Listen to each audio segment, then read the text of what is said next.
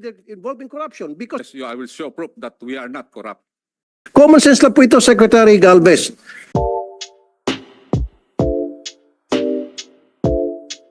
Kung mga tao dyan sa loob ng inyong organization, I'm not saying you are corrupt. I'm saying there are people there that are not doing their job or maybe they're involved in corruption. Because if they're not involved, common sense lang po ito, Secretary Galvez. Pag nagsabi ka ikaw ay combatant, di ba combatant meaning meron kang baril. So kung meron kang baril, isusurrender mo yung kapalit ng 100,000. Your Honor, the categories of the firearms is not only individual firearms. We have also cruiser weapons. That cruiser weapons, meron po yung mga 5 o 6 po yung tao na. And then sana magmamatch pa rin. Isama mo na yung machine gun, isama mo yung cruiser weapon, kung ano pa mang weapon, kasama na dapat din. But I definitely take offense, Senator, that you are already telling us that there is a corruption. I believe that is not a correct accusation to us. Well, sir, I'm sorry. I'll stand by what I said. Meron pong corruption dito. Masaktan ka na, masaktan ka, I don't care. I'm talking on behalf of the taong bayan. Kasi nga, sir, very clear ng discrepancy dahil kung hindi po, kung hindi po talaga, kung wala po talagang korupsyon dito, sana nagmamatch tong numbers. Hindi po nagmamatch eh. At saka isa pa, dapat nag-imbestiga na kayo dati pa. Pinaliwanag nyo sa amin yung discrepancy. Ano nangyari? Yun lang po yun eh. Your Honors, Kasi we're talking of hundreds of thousands, may mga allegation pa nga, hindi nga natanggap daw yung pera.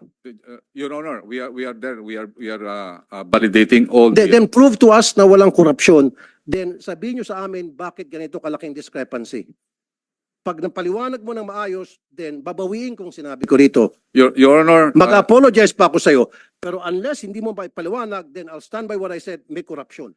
Sir, mag-imbestiga po kayo, sir. I'm not saying again you're corrupt. There is corruption here. Mag-imbestiga po kayo, sir. And dapat head should roll dito. Meron talagang kalokohan dito. Hindi mo i-admit yun, sir, pero I'll stand by what I said.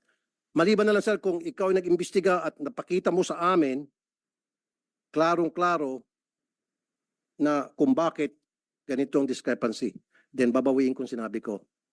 Pero kapag hindi niyo po napakita na ipaliwanag na maayos, I'll stand by what I'm saying here na there is corruption.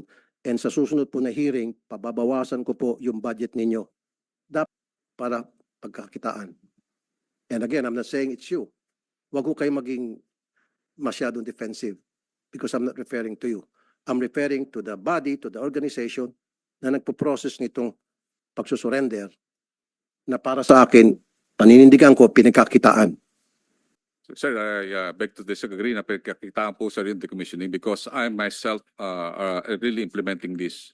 I would like to really to. Then show me proof. Kasi pag I will show nakita ka sa proof, akin ng proof, then babawiin ko. I will show proof, sir. Sa susunod na hearing. Yes, I will show proof that we are not corrupt. I will show proof that we are not corrupt.